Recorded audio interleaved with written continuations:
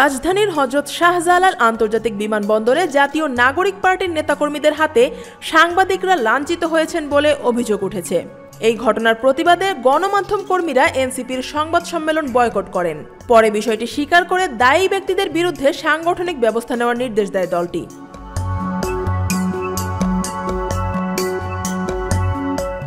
বৃহস্পতিবার সকাল 9:45টার দিকে বিমানবন্দরের ভিআইপি গেটে এই ঘটনা ঘটে। জানা গেছে, জাতিসংঘের সাধারণ পরিষদের ৮০তম অধিবেশনে যোগ দিয়ে দেশে ফিরেছেন অন্তর্বর্তী সরকারের প্রধান উপদেষ্টা অধ্যাপক ডক্টর মোহাম্মদ ইউনূস সহ বিএনপি, জামায়াত ও এনসিপির শীর্ষ নেতারা।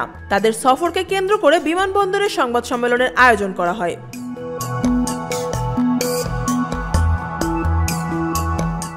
সেখানে বিএনপি নেতা হুমায়ুন কবির ব্রিফিং দিচ্ছিলেন। এ সময় এনসিপির নেতারা উচ্চস্বরে স্লোগান দিতে থাকে।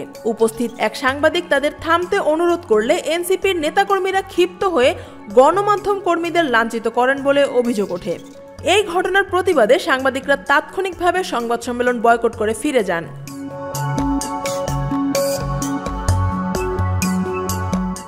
ঘটনার পরপরই এক বিবৃতিতে এনসিপির যুগ্ম মুখ্য সমন্বয়ক খান মোহাম্মদ মুরসালিন জানান, বিষয়টি খতিয়ে দেখা হচ্ছে এবং ইতোমধ্যেই দায়ী ব্যক্তিদের চিহ্নিত করার কাজ শুরু হয়েছে। প্রমাণ সাপেক্ষে তাদের বিরুদ্ধে সাংগঠনিক ব্যবস্থা নেওয়ার নির্দেশ দেওয়া হয়েছে।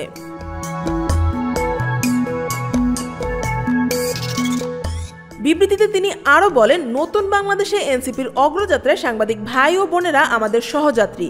এই সৌহার্দ্যপূর্ণ সম্পর্কের মাঝে এ ধরনের অনাকাঙ্ক্ষিত ঘটনা কখনোই কাম্য নয়। আগামীতে আমরা অবশ্যই আরও সতর্ক থাকব এবং সম্পর্ক উন্নয়নে কাজ করব।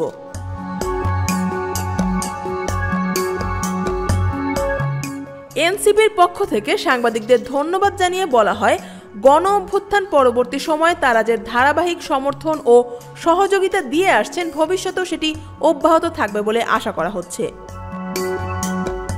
আফিয়া আক্তার, ঢাকা ওয়াচ।